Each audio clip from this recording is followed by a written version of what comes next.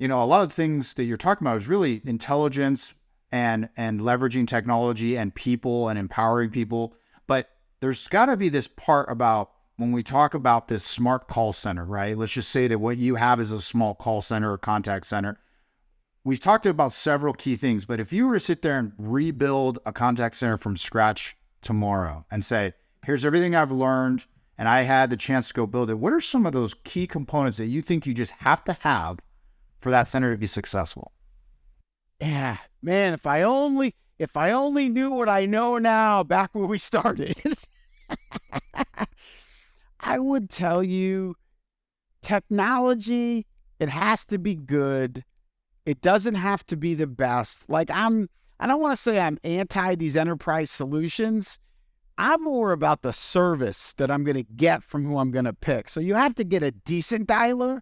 Doesn't mean you have to get the best of the best. I don't want to name names, but I would be going, if I was starting from scratch, I would be going with the mid-sized providers that will give me the service that I would need to get my dialer.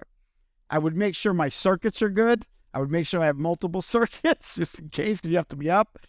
But I would really focus more of my time on the people side of the business, because people make the difference. Technologies, we talked about it as an enabler. I'm not saying to go out and get a freeware. I'm not saying go out and buy something that's really, really cheap. But I'm also saying you don't need to start, because I believe this. You can crawl, then you can walk, then you can run. Because the cool part about our business is scalability is easy, right? But invest in a couple $1,000,000 in 25, 50 seats, 100 seats with hoping that you're going to build it someday. I just don't believe in that. If you think about eTech, we started, with 400 people, okay, and one center. And today, what we talked about, we've grown, but we've grown purposefully.